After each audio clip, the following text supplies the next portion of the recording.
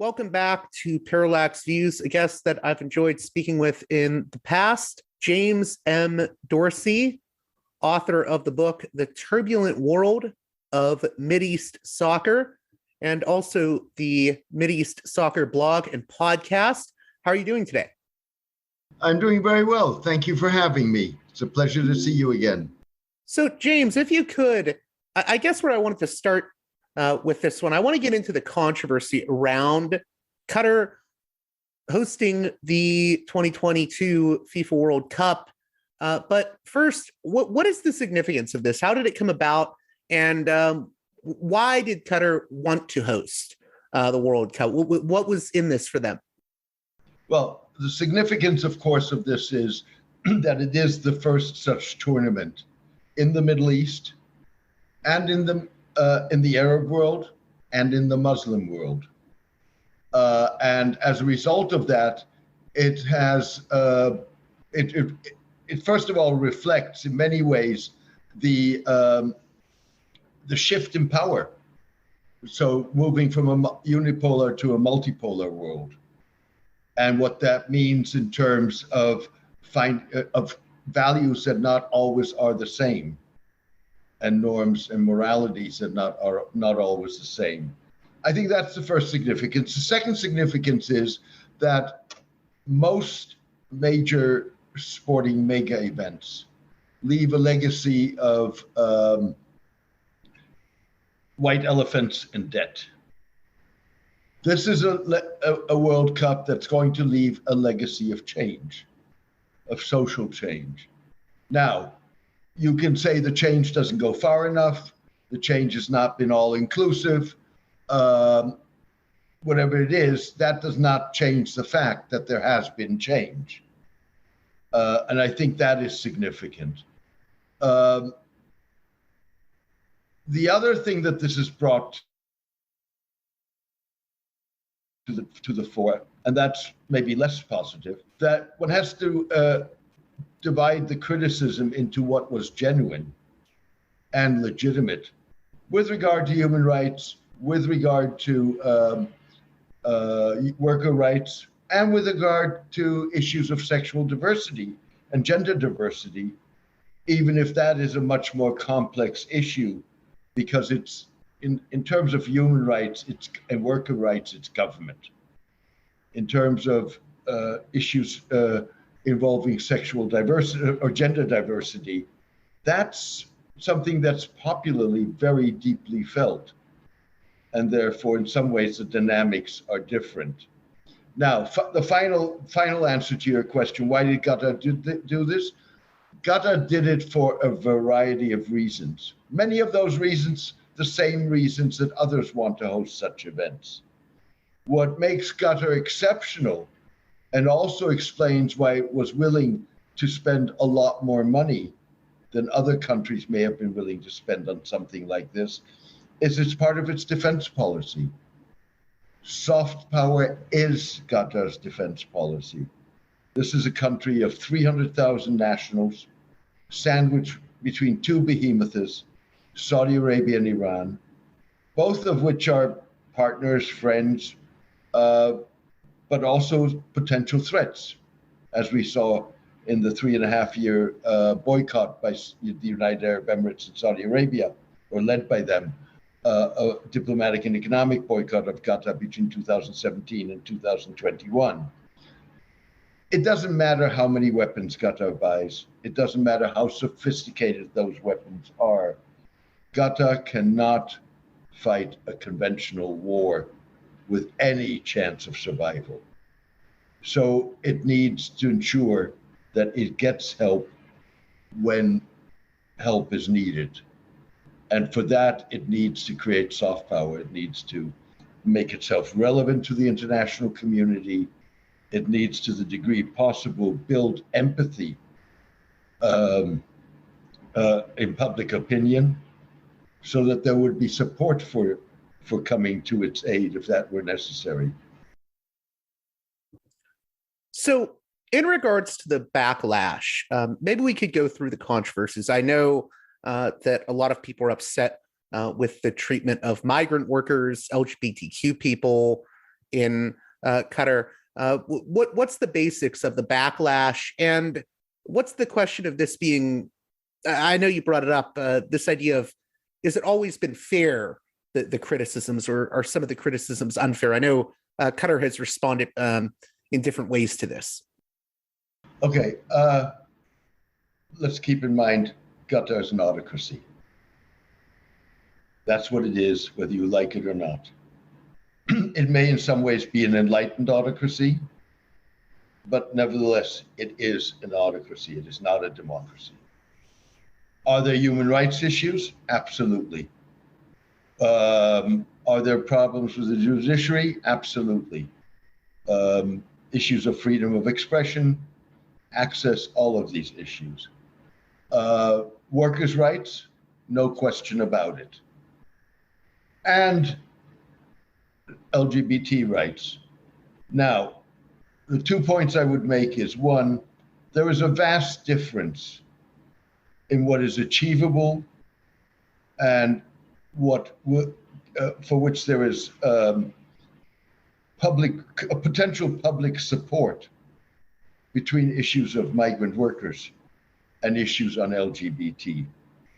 And I think you have to keep in mind, because Qatar is ultimately a conservative society.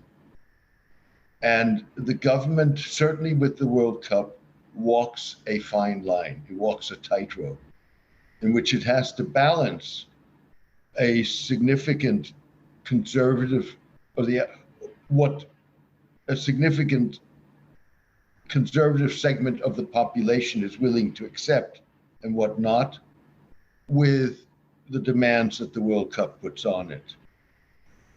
In the case of issues of gender diversity, Qatar is not the only country. The vast majority of the Muslim world is very hostile towards LGBT. Even in countries like, for example, Indonesia or Turkey, Muslim majority countries, major Muslim majority countries, where LGBT or same-sex is not legally banned, it's not socially accepted. And in a country like Qatar, most probably what would happen if you were to legislate those rights, they wouldn't be obeyed. So with other words, that has consequences for how you try and initiate a process of change. The problem with a lot of the debate about Qatar is that all of these legitimate issues and justified issues, at times got marred or blurred by approaches that were biased, that were bigoted, prejudiced, and also sour grapes.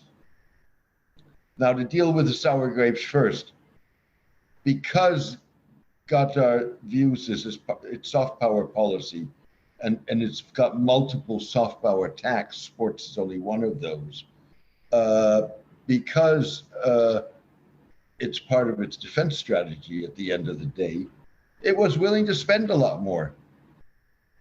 And those that lost out to Qatar in the bid, there's a lot of sour grapes among some of them. In terms of the bias, the prejudice, and the bigotry involved, that falls into two categories, in my term. So the arguments of they're too small, they're too hot, they have no legacy. Who determines how big you have to be? Climate? Sure. Would have been impossible to play this in the summer, so you had to move it to the winter. The scheduling problems involved in that are European problems, and they had 12 years to deal with it. So it's hard to have a lot of sympathy for that. Legacy? Qatar won its first international Asian tournament in 1992. It's won a number of, sure, it hasn't played in the World Cup before, but it's won a number of those since then, including the Asian Cup. So what constitutes legacy?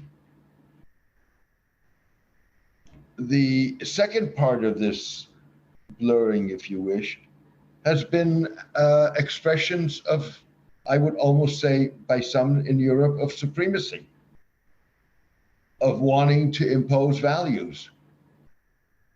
I think part of the problem is that those that are genuine human rights, labor rights, gender diversity activists really should have distanced themselves from those whose motives may be ulterior.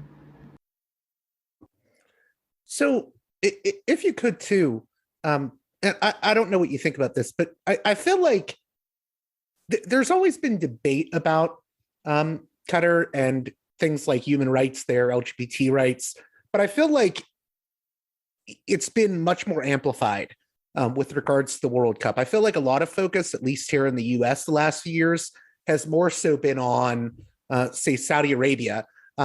So why do you think now we're all focusing on Qatar? Is it just the World Cup, or is there other elements or characters? Well, I think there are two reasons here. One is the World Cup. You know, the World Cup was a handle that you could capitalize on. And, you know, I don't think that human rights groups, whoever else who used that handle to focus on it, were wrong in doing so. I think it would have served them better had they used Qatar or placed Qatar in a more in a broader perspective, rather than seemingly single it out. So a lot of the problems, or all of the problems, frankly, that were raised with regard to Qatar are true for the rest of the region. And that should have been made much more clear. Some of the issues go far beyond the region. So if you take the issue of recruitment fees that migrant workers have to pay, there have been a number of stories in Britain that have revealed that in the agricultural sector with migrant labor, as well as in the care and health sectors, similar recruitment fee problems exist. So I think that's one part of one part of all of this. The other part of it, I think, is that Qatar's been in some ways an idiosyncratic state. It has followed its own course.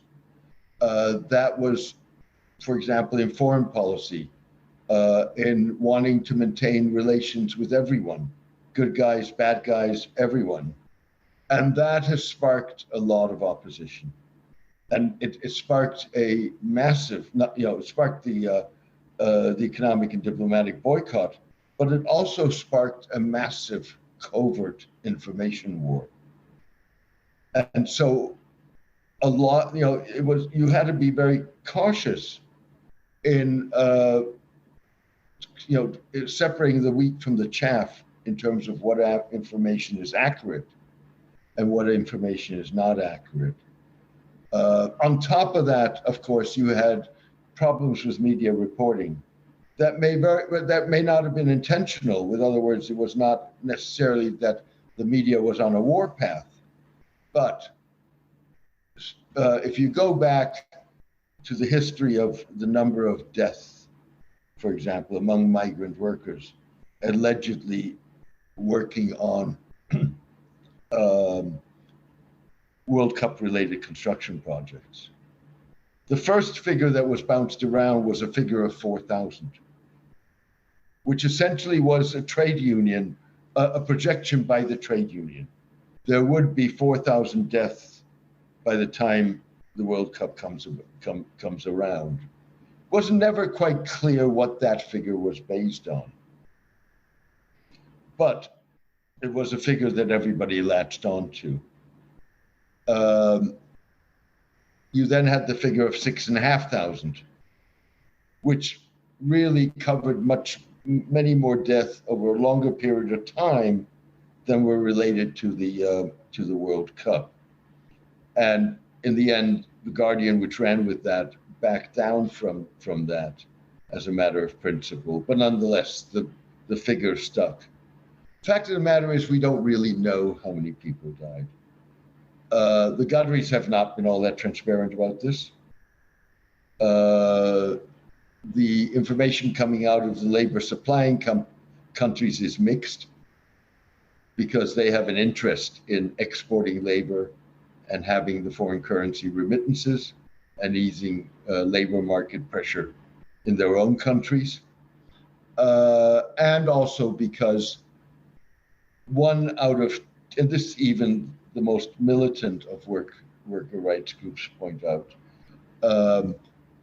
1 out of 2 deaths among migrant workers are certified either as cardiac or as natural causes. And it's basically because that way they can avoid an autopsy and just get the process done. So as a result, the fact of the matter is we don't know. But a lot of this stuff has started to let its own life, if you wish. You mentioned, what did you mean by covert sort of information warfare? I was just to clarify on that. What did you mean? Or look, it ran the gamut. The United Arab Emirates basically helped create a company in the United States, staffed by former senior Treasury officials, that really had to, whose tasking was to deal with the media and generate anti-Qatari press. Another example is the creation of a fake NGO in Norway that got UN accreditation with offices in Brussels and Geneva, that had its own human rights ranking. And if I could remember correctly, the United Arab Emirates ranked number 19 or something like that on the Human Rights Index, and Qatar ranked number 96. So, those are just 2 examples of the length to which Qatar's detractors were willing to go to sow misinformation, undermine Qatar, undermine its hosting of the World Cup, and so on. Has Qatar been doing that as well? I mean, like, is there biases maybe in outlets like Al Jazeera? Sure, absolutely. Not so much with Al Jazeera, frankly.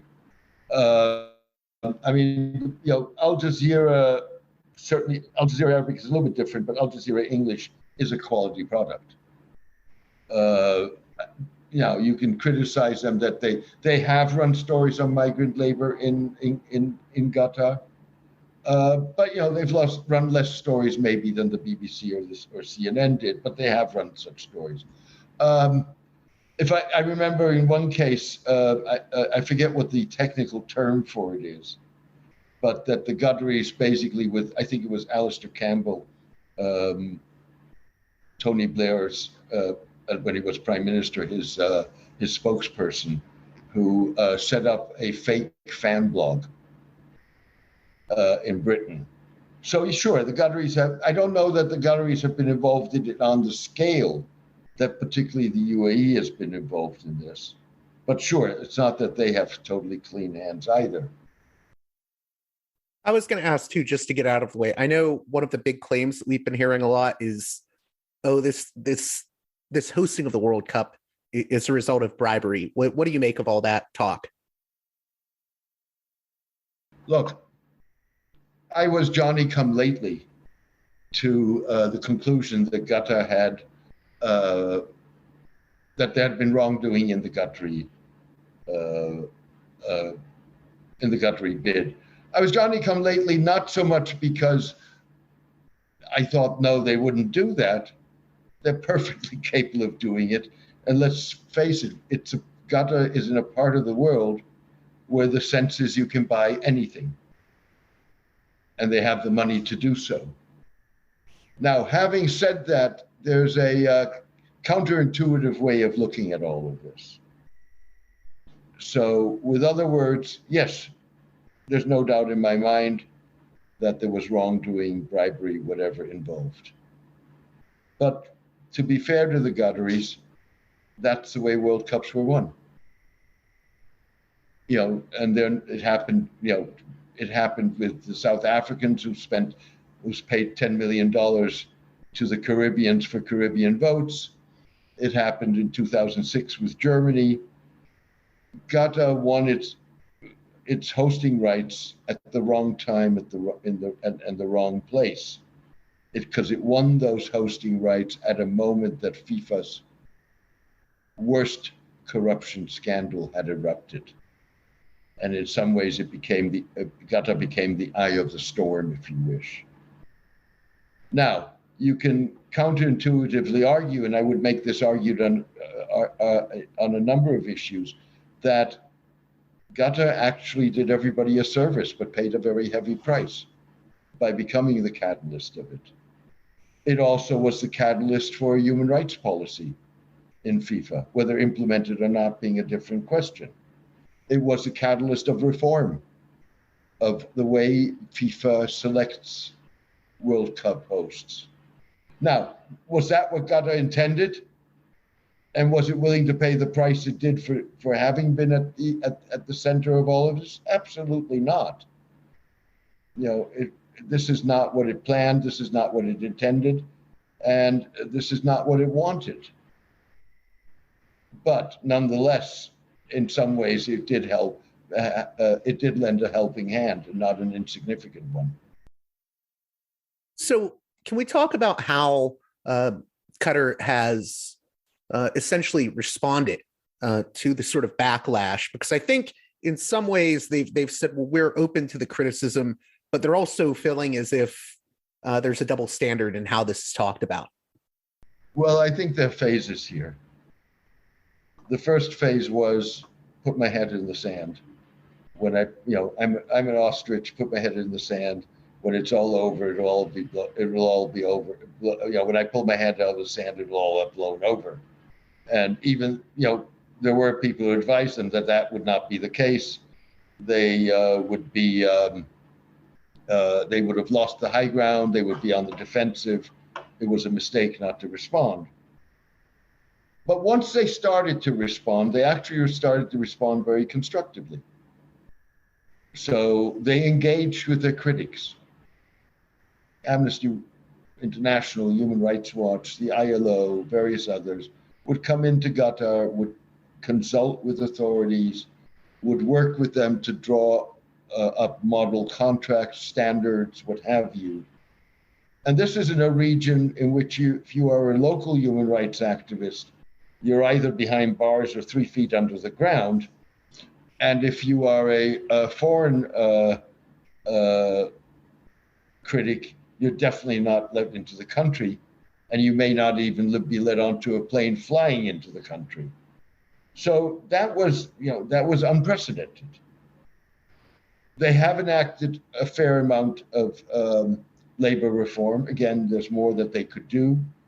They could have been far more proactive than they were, rather than being seen to be dragged into this. But nonetheless, the reforms have been enacted. They could have done more to try and get proper implementation. And let's be clear, implementation is not only a problem on labor-related issues, it's a problem across the board in Qatar, partly because it doesn't have the bodies. So I think what you're seeing now is a much more assertive, less compromising response to all of this. And I think that's a product of, assuming all goes well in the next weeks, they've pulled the World Cup off. There's a lot more self-confidence there, but it's also indeed double standards. So, Russia had the political problems. It had the LGBT crackdown, and nobody was, sure, there were people who spoke about it, but none of the concentrated pressure or calls for boycotts or statements, in terms of the jersey that you wear during the World Cup by national teams competing in the finals. And that was only a few years ago. That was 2018, right? 2018, right. So, the notion of double standards is not incorrect. And what that does is it undermines genuine and legitimate efforts to push the Qataris to go further. So if we can delve into that a little bit more, if people are hoping to see more human rights reforms, LGBTQ reforms in Qatar. Do you think Qatar is going to go through with reforms while the eyeballs are on them, or is it going to sort of walk back after the attention's off them? There's a lot of fear, particularly in the more militant activist circles, that this is all a show, and that once the big show is over, the Qataris are just going to roll it back. If my assumption is correct that this is about soft power and about defense policy, the Qataris have every interest in maintaining the reforms that they have done, and actually have an interest in going further in those reforms, as far as they do not create a popular backlash or threaten the governance system, the autocracy as such in the country. So, with other words, rather than there being that threat, I would argue, if properly approached, that it creates opportunity for activists. So, in terms of what's happening right now with the World Cup, I mean, we're 2 days away from the first game. You just wrote an article, U.S. slowly walks punitive measure against Saudi Arabia as regional tension spills into Qatar World Cup. Maybe you could talk a little bit about that article, and particularly the regional tensions that are spilling out involving, I believe, Israel and Saudi Arabia and Iran as well. Right. Okay. So the article overall was about two things: developments within the U.S.-Saudi relationship, and it was indeed how regional tensions threatened to spill onto the pitch during the World Cup. The regional tensions are several-fold. One is Qatar, like any other host state in the world, has to accept fans from everywhere, whether or not it has relations with that country, whether or not it has good relations with that country. So in this case, it has to accept Israeli soccer fans. Qatar and Israel have informal relations. In fact, work together on a number of issues, including the Palestinians in the Gaza Strip. But they do not have diplomatic relations, and Qatar has so far refused to follow in the footsteps of the United Arab Emirates, Bahrain, Morocco, Sudan, that in recent years have established diplomatic relations with Israel. And so what you're getting is the expectation is 20,000 Israeli fans will be attending World Cup matches in Qatar. They're going to be coming in on chartered flights from Tel Aviv to Doha, to the best of my knowledge, the first ever. And there will be Israeli diplomatic consular personnel in Qatar to deal with whatever problems that may or may not arise. Now, the presence of Israelis, certainly on that scale, in Qatar has received a divided reaction among the Qatari population. Some of them have welcomed it. In one case, a very prominent former face driver described the Israelis as brothers and Qatar as being their country. And on the opposite end, there's been outrage over those kind of remarks. Yeah, there was like accounts on, I think, Twitter that were saying that those remarks were giving into the Zionist entity and betraying Palestinians and things of that nature. Absolutely. That there could be no form of welcoming as long as Israel's policies towards the Palestinians continue. So that's one area. Another area is Iran. The Iran International is a Saudi-backed, London-based satellite television station that focuses on Iran, has been covering the mass anti-government protests in Iran over the last 2 months very extensively, and has become a point of irritation, if not anger, to the Iranian authorities, who view or try to project the protests as being fomented by Saudi Arabia, by the United States and Iran. The commander of the Iranian Revolutionary Guards has threatened Saudi Arabia if it continued to support that station. And British police most recently have advised two of Iran International's journalists that there was a plot to kill them, an Iranian plot to kill them. So Qatar, basically to appease the Iranians, and also to avoid any incidents in Qatar, has refused to accredit the Iran International for the World Cup. Now, all of this takes place at a moment at which the Americans have said that there is credible information that the Iranians plan to attack Saudi Arabia in a bid to distract attention away from the protests. And you saw two US B-52s fly over Middle East skies in a message that was designed to deter Iran.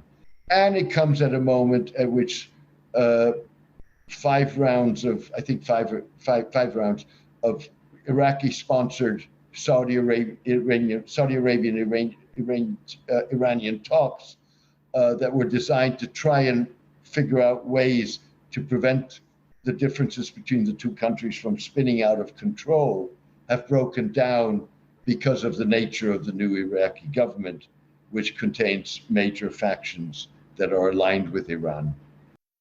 One thing I wanted to get into before we start closing out is I think a lot of people, especially in the US right now, have very visceral reactions to some of the abuses that have gone on in Qatar. And I think your view of all this is very nuanced, but I'm assuming there's going to be some people that may listen to this that think it sounds like he's going maybe easy on Qatar. What do you say to those people that would maybe try to argue that with you? Like, what do you think they're missing? Well, first of all, let's face it, Qatar, for good or for bad, has become one of those states which provokes a visceral reaction, sort of like Iran, probably Russia today, possibly Turkey. You have a view on that country, whether or not you have any interest in it, but you just have a view, and it evokes emotions. So that's the first thing to say. The second thing that I would say is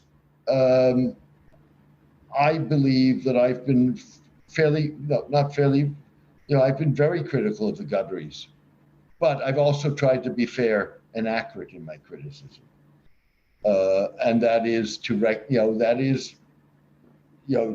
recognize what they have done and to recognize what they have not done. It's not a question of being apologetic towards the Qataris. I have no stake in this, one way or the other. The one thing that I will say is, we spoke before about the Qataris becoming more assertive and less receptive of the criticism. Fact of the matter is that even though Qatar is an autocracy, it has no freedom of expression. It has no freedom of the media. It has been willing to tolerate, both domestically and internationally, expressions of criticism. So to give you an example, and I was it was fascinating to watch. About 2 months ago, Georgetown University in Qatar held a webinar on the World Cup. And there were some well-known, prominent Western academics that are at universities, foreign universities based in Qatar. But there were two Qatari women. One of them was the dean of a social sciences humanities faculty at the Hamid bin Khalifa University, and the second was another Qatari intellectual academic. And what struck me about what they said was their narrative was from A to Z human rights. Not just women's rights, not just workers' rights, but human rights as such. They felt very comfortable, these were Qatari nationals, to publicly speak about it and have that be their narrative. Now, does that mean that Qatar is going to walk the walk and not just talk the talk? Absolutely not. But the fact that they felt comfortable to make that their narrative, I think is significant. And that's something one should recognize, while at the same time noting that Qatar is not going to act on any of that.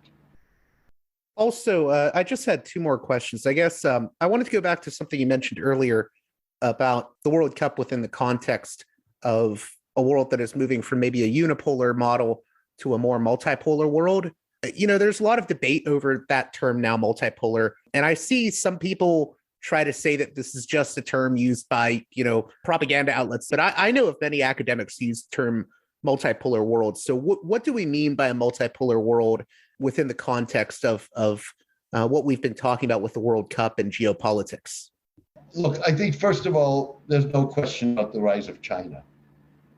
And no question about the fact that China is asserting itself. You said China is what? Asserting itself. So as we go forward, minimally, we're going to have a world in which there are at least two superpowers, the United States and China. It's an undeniable fact. It has nothing to do with ideology. It has nothing to do with what I may like or dislike. It simply is a fact of life. Ultimately, there's no doubt in my mind that India will be a player. On the other hand, you could argue that with the invasion of Ukraine, Russia has removed itself from the equation. But I think there's another part to this, and that is that the agency of middle powers, if you wish, Saudi Arabia, Iran, Turkey, for example, Brazil, South Africa, has been significantly enhanced. And they're going to be, they may not be the global powers on the level of the United States or China, but they're going to be players. I think that's what we're talking about when we're talking about a multipolar world. And just to reiterate, you're saying the reason that we're hearing more talk of a multipolar world is because of the significance of the rise of China? Well, because of the facts of the ground. China's a major power today. You may not like what China is. I certainly don't. But that doesn't distract from the fact that they are a major player. India, no doubt, has that potential and ultimately will be that. It's more populous than China is. With other words, ultimately a bigger market. So then, closing out our conversation, what do you hope my listeners get out of the conversation we've been having here for the past 40 or so minutes concerning the World Cup and, how this relates to, international relations and global politics? What do you think the big takeaway should be for people listening to this conversation? Well, I mean, if I have impact with this conversation, what I would like the impact to be is that people have a more nuanced understanding. And on the basis of that, form their own opinions and make their own decisions, whatever those decisions may be. So I'm not advocating anything, nor am I attempting to impose a specific view. I'm, based on simply my experience. I've been visiting Qatar since the 1970s. And so on the principle of Socrates, the more you know, the less you know. Whatever knowledge I have, sharing that and in a sense, if you wish, empowering people. Well, James M. Dorsey, I want to thank you again for coming on Parallax Views. How can my listeners keep up with your work? Maybe you can tell them a little bit about your podcast and how they can keep up with your writing. Thank you for asking that. I write a syndicated column that I distribute via Substack. I also have an audio and a video podcast. The best way to do that is to subscribe. Go to my website, which is www.jamesmdorsey.net. Subscription is free. However, and I'm determined to maintain it, maintain the free subscription, because that allows me to significantly enhance my distribution. But it does help for whoever is able and willing to do so to become a paid subscriber so that I can maintain it on a free basis. Thank you again, James M. Dorsey. Thank you for having me. It was a pleasure.